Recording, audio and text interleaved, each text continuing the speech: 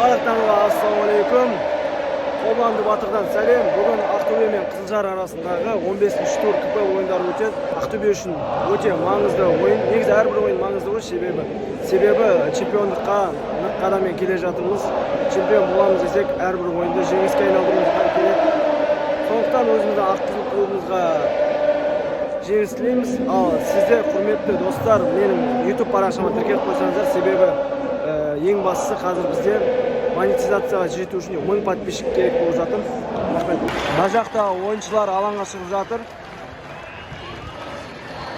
Ал 13-ші сектор әдетінше командасын қызу түрде қолдап жатыр.